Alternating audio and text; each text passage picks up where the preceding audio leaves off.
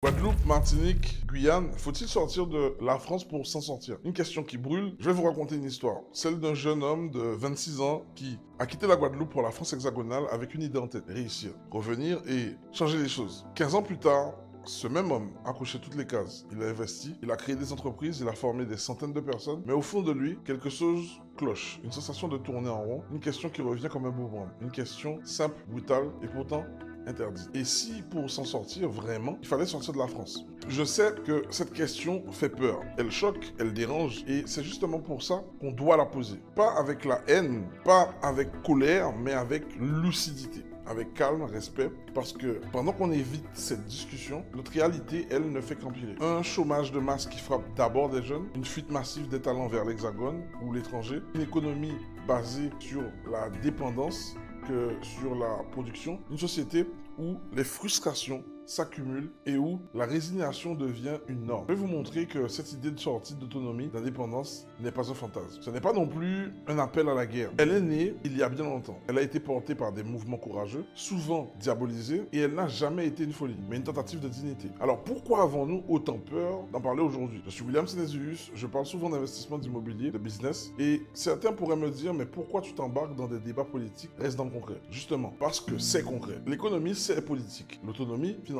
c'est de la souveraineté. Créer une entreprise locale, c'est déjà résister. Et ne plus dépendre d'une aide mensuelle pour survivre, c'est déjà reprendre du pouvoir. Mais alors, est-ce qu'on a les moyens de s'en sortir seul? Dans cette vidéo, on va alors explorer ensemble l'histoire de ces mouvements indépendantistes qui ont tenté de faire bouger les lignes, les raisons pour lesquelles ce débat fait si peur, des exemples concrets de pays ou territoires qui ont osé, et surtout, les solutions économiques à notre portée dès aujourd'hui, pas demain, pas dans 20 ans, mais maintenant, si vous voulez comprendre pourquoi le système ne nous prépare pas à l'autonomie et comment on peut y remédier, alors regardez bien cette vidéo jusqu'au bout. Parce que ce qu'on va découvrir ensemble pourrait bien changer votre regard et vous donner de nouvelles clés pour pouvoir agir. Partie 1, l'idée d'indépendance, une histoire interdite. Ce débat, il ne tombe pas du ciel. Ce n'est pas une lubie récente ou un effet de mode post-Covid. L'idée de dépendance, de la souveraineté, est là depuis des décennies. Elle revient régulièrement parce qu'elle n'a jamais été résolue, seulement étouffée. Dans les années 60, en Guadeloupe, un groupe d'hommes et de femmes décide de créer un mouvement. Le GONG, Groupe d'Organisation Nationale de la Guadeloupe. Leur ambition, faire entendre une voix différente, une voix qui disait « Nous ne sommes pas une extension tropicale de la France ». Ces militants parlaient de dignité,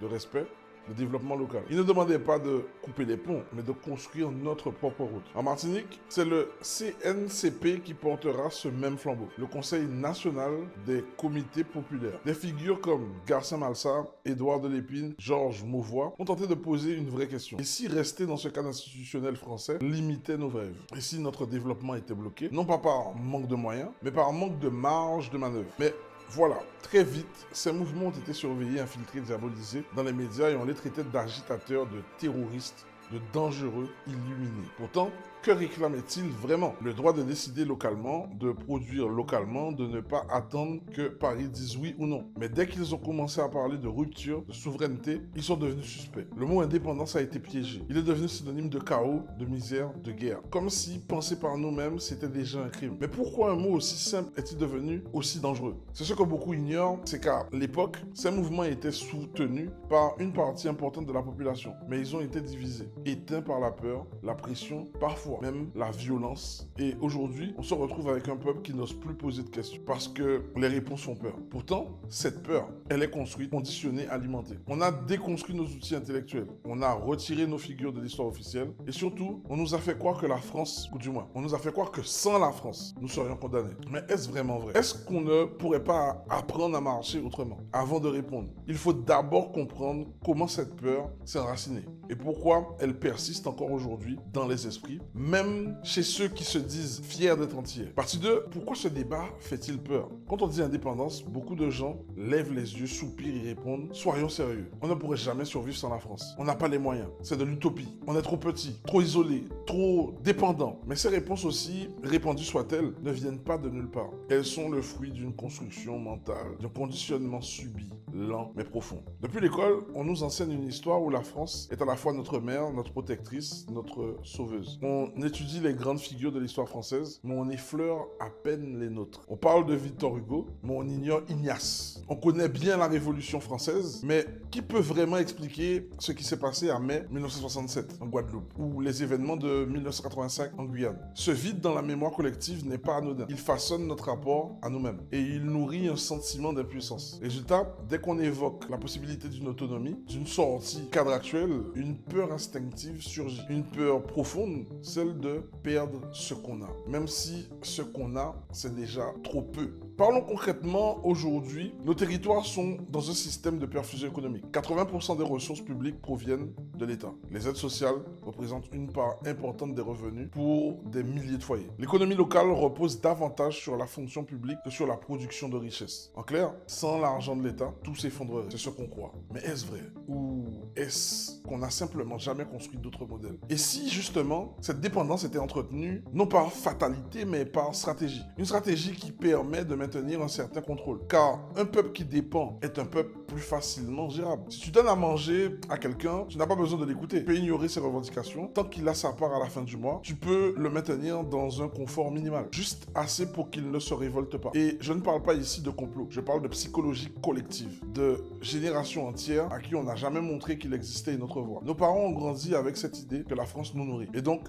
inconsciemment, on en vient à penser que sans elle, on meurt. Mais réfléchissez bien. Aucun pays ne naît prêt. Aucun peuple n'a jamais été parfaitement autonome du jour au lendemain. On apprend, on trébuche, on s'organise. On crée des institutions, on redéfinit des priorités, on mise sur nos propres talents. Ce qu'il nous manque aujourd'hui, ce n'est pas de l'argent. C'est une vision, une stratégie et le courage de rompre avec le modèle de dépendance. Et voilà pourquoi ce débat fait si peur. Parce que s'il nous oblige à regarder en face une vérité dérangeante, on n'a pas été éduqué pour l'autonomie. On a été éduqué pour l'adaptation. Et tant qu'on reste dans ce cadre, on ne verra jamais l'autre option. Alors maintenant, posons une nouvelle question. Est-ce que d'autres ailleurs dans le monde ont osé franchir ce cap? Est-ce que des territoires avec moins de ressources, moins de soutien, ont réussi à devenir autonomes? Et vous allez voir que la réponse pourrait bien changer vos certitudes. Partie 3. Des exemples dans le monde, ce n'est pas un fantasme. Si vous êtes toujours là, c'est probablement parce que une partie de vous se dit « Et si c'était possible ?» Et vous avez raison de poser la question parce qu'en vérité, ce qu'on pense impossible ici a déjà été tenté et parfois réussi ailleurs. Et souvent dans des conditions bien plus difficiles que les nôtres. Ce n'est pas de la science-fiction, c'est de l'histoire contemporaine. Le Cap-Vert, un archipel sans ressources devenu modèle de stabilité. Commençons par le Cap-Vert, une ancienne colonie portugaise située au large de l'Afrique de l'Ouest à l'indépendance en 1975. Les experts disaient « Ce pays est trop petit, il ne survivra pas ». Résultat, aujourd'hui, le Cap-Vert est l'un des pays les plus stables de la région démocratique fonctionnelle, croissance régulière, diaspora engagée, et ils ont misé sur l'éducation, la culture,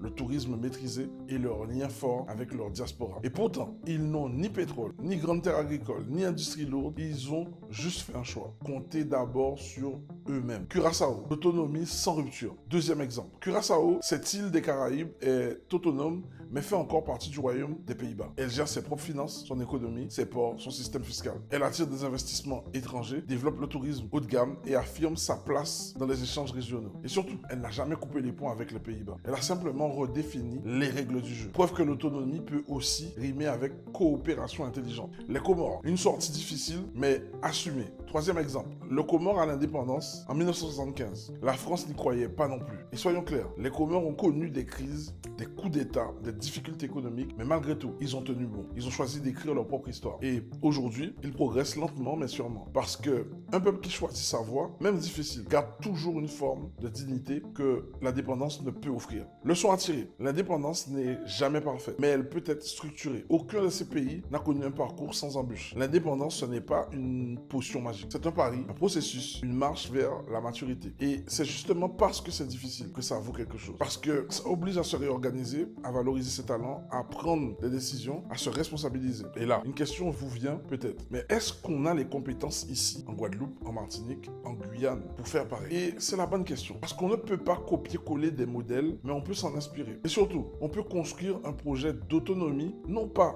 sur des slogans, mais sur des fondations économiques solides. Et c'est exactement ce qu'on va explorer maintenant. Parce que oui, je vais vous le dire clairement, je ne crois pas qu'un vote suffira à nous rendre libres, mais je crois en une autre voie, celle de l'autonomie stratégique, bâtie sur une puissance économique réelle, locale et durable. On passe maintenant aux choses concrètes. Partie 4, une autre voie, autonomie stratégique plus puissance économique. Soyons francs, je ne crois pas que l'indépendance, dans le sens strict du terme, drapeau, monnaie, frontière armée, se fera demain par un simple référendum. Non pas parce qu'elle est impossible, mais parce qu'elle ne sera jamais votée dans une société qui a été entraînée à avoir peur de l'autonomie. Ce n'est pas un jugement, c'est un constat. On ne peut pas construire un projet de rupture avec un peuple qui n'y croit pas ou qui pense qu'il n'a pas les outils pour réussir. Alors que faire? Miser sur une autre voie, une voie plus réaliste, plus stratégique et surtout plus immédiate. Cette voie, je l'appelle l'autonomie stratégique, soutenue par la puissance économique. C'est un changement de posture. Au lieu d'attendre qu'un président, un préfet ou une institution nous donne plus de pouvoir, on commence dès aujourd'hui à reprendre ce pouvoir par nous-mêmes. Comment? En créant de la richesse, en formant nos jeunes, en investissant dans des compétences, dans nos compétences, parce qu'un peuple qui produit devient un peuple qui décide. L'économie comme premier levier de souveraineté. Vous l'avez remarqué, dans tous les exemples précédents, le facteur décisif n'est jamais venu de discours politiques. Il est venu du terrain,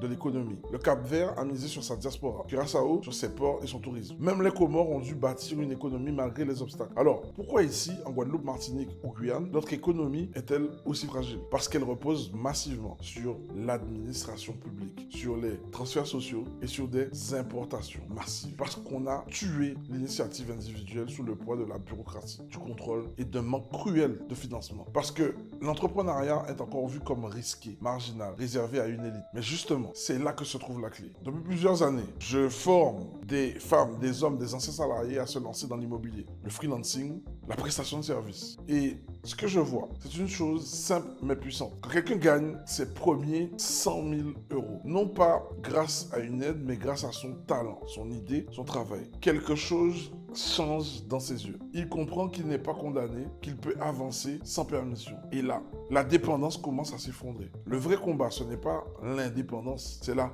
réappropriation. Le vrai combat, c'est de se réapproprier notre terre pour produire localement, nos savoirs pour transmettre aux générations futures, nos réseaux pour créer des coopérations caribéennes fortes et surtout notre économie pour ne plus être à genoux quand Paris ferme le robinet. Tant qu'on tend la main pour survivre, on ne pourra jamais décider pour nous-mêmes. On peut parler de souveraineté politique, mais sans base économique, ce n'est qu'un rêve creux. Et la bonne nouvelle, on n'a pas besoin d'attendre 20 ans pour commencer. Aujourd'hui, avec Internet, les compétences numériques, le réseau d'entraide, les outils de financement participatif, on peut bâtir une économie parallèle résiliente, déconnectée au monde. On peut créer des coopératifs agricoles, des plateformes de freelance, des incubateurs pour jeunes créateurs. On peut vendre nos savoir-faire à l'international depuis Basse-Terre, Fort-de-France ou Cayenne. Ce que je vous dis là n'est pas un rêve. Je le vis, je le vois tous les jours et vous aussi, vous pouvez y contribuer. Maintenant, imaginez un instant, si tous ceux qui réussissent ici et ailleurs décidaient d'unir leurs forces, si nos territoires devenaient des pôles d'innovation, d'importation, de savoir-faire caribéen, à quoi ressemblerait notre futur? On en parle maintenant. Partie 5. Vision d'un futur possible. La force des coopérations caribéennes. Fermez les yeux un instant, imaginez une Guadeloupe qui ne dépend plus de Paris pour équilibrer ce budget. Une Martinique où les jeunes ne rêvent plus de partir, mais de rester, d'entreprendre. Une Guyane qui devient le carrefour technologique de l'Amérique du Sud et de la Caraïbe. Ce n'est pas de la science-fiction, c'est une possibilité, une trajectoire, une stratégie. Produire localement. La souveraineté par la terre, si au lieu d'importer 85% de ce que nous consommons, on produisait ici, sur nos terres, des coopératives agricoles modernes formant des jeunes à l'agroécologie, au maraîchage intelligent, à la transformation locale, des filières locales de transformation du manioc, de la banane, du cacao, du poisson. Une alimentation locale qui alimente non seulement nos écoles, nos hôpitaux, nos familles, mais aussi l'export. Parce que oui, notre territoire a de la valeur, mais aujourd'hui, il dort. Il attend qu'on le réveille. Misez sur le numérique, une fenêtre ouverte sur le monde. Imaginez un réseau de hubs numériques répartis dans les quartiers. Les jeunes formés au design, au développement web, au montage vidéo, à la vente en ligne. Des freelances antillais et guyanais qui travaillent pour des clients à Miami, Montréal, Dakar, Paris, tout en vivant chez eux. Des incubateurs qui accompagnent des startups caribéennes dans la création de logiciels, d'applications mobiles, de solutions logistiques. Avec la technologie, nos îles ne sont plus isolées. Elles deviennent des nœuds dans un réseau global. Ce qu'il nous faut, ce n'est pas plus de Wi-Fi, c'est plus de vision en fait. La puissance de la coopération régionale une union caribéenne de projets maintenant. Imaginez ça, une ligne maritime entre Fort-de-France, Castries, Bridgetown et Georgetown. Des universités caribéennes qui partent et qui partagent leurs chercheurs, leurs programmes, leur innovation. Une banque d'investissement caribéenne alimentée par la diaspora et dédiée aux projets locaux. Un marché commun pour la culture, le tourisme, la musique, les services. La Caraïbe n'est pas un ensemble de petites îles. C'est un archipel de richesses. Et notre force est justement dans cette pluralité. Une jeunesse formée pour construire, pas pour fuir. Aujourd'hui, on forme nos jeunes à passer des concours pour des postes qui n'existent pas. Et si on les formait à résoudre des problèmes locaux? Et si chaque école avait un potager, une imprimante 3D, un studio de création, un mini laboratoire? Et si chaque lycée proposait un parcours entrepreneur rural, agriculteur moderne, développeur numérique, gestionnaire de projets caribéens? L'avenir, ce n'est pas forcément Paris. L'avenir, c'est ce qu'on construit ici, maintenant, ensemble. Et pour ça, on n'a pas besoin d'attendre un miracle, on n'a pas besoin d'un président pour commencer à coopérer entre nos îles. On peut initier des alliances économiques, culturelles, logistiques entre nous. On peut mobiliser notre diaspora pour qu'elle investisse dans nos projets, nos écoles, nos industries. On peut valoriser nos talents locaux ici même. Ce qui manque, ce n'est pas la ressource, c'est la volonté politique et ainsi, la volonté populaire. Je ne vous parle pas ici d'un rêve, je vous parle d'un plan. Un plan que des dizaines de personnes, de collectifs, entrepreneurs, de penseurs caribéens imaginent déjà dans l'ombre. Ce qu'il manque, c'est la lumière. Ce qu'il manque, c'est la diffusion. Ce qu'il manque, c'est vous. Parce que si vous êtes encore là, c'est que vous sentez au fond que ce futur est possible. Maintenant, il est temps de conclure et de répondre à la question que nous avons posée dès le début. Partie 6, conclusion mémorable. Osez la question, c'est déjà avancé.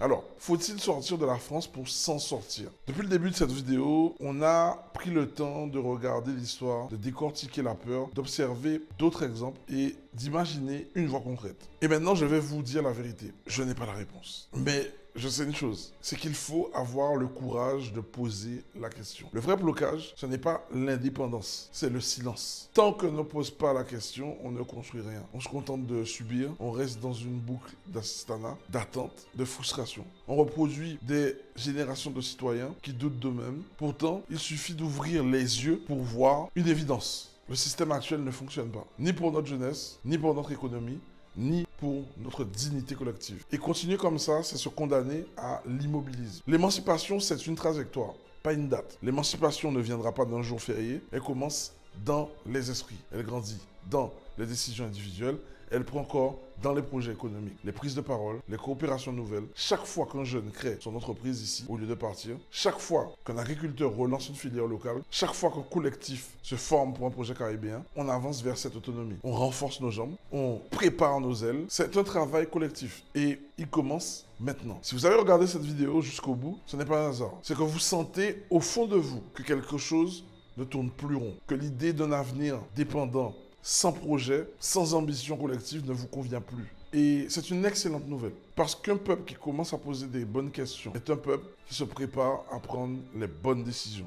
Le plan d'action, il existe déjà. Vous voulez agir concrètement? Voici 3 choses que vous pouvez faire dès aujourd'hui. Formez-vous, pas seulement à l'histoire, mais aussi à l'économie, à la stratégie, à l'indépendance financière. Soutenez des projets locaux, investissez dans les talents d'ici, partagez le contenu qui font avancer la réflexion. Rejoignez une dynamique. Il y a des réseaux, des plateformes, des collectifs qui travaillent déjà cette vision. Ne restez pas seul. Pour vous aider à faire le premier pas, j'ai préparé un guide gratuit. Financer son projet, même sans banque. Ce guide, c'est une boussole, une première étape, un outil pour commencer à avancer, même dans un système qui ne vous donne pas toujours les clés. Téléchargez-le ici, en description, et surtout, partagez cette vidéo autour de vous, dans votre famille, à vos amis. À ceux qui pensent que ce n'est pas possible, parce que plus on est nombreux à penser, à parler, à imaginer, plus on devient dangereux pour le statu quo. Dernier mot, reprendre le pouvoir. L'émancipation, ce n'est pas un événement, c'est un mouvement.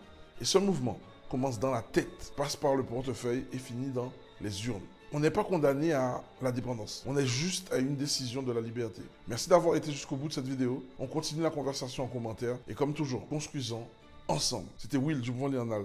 Ciao.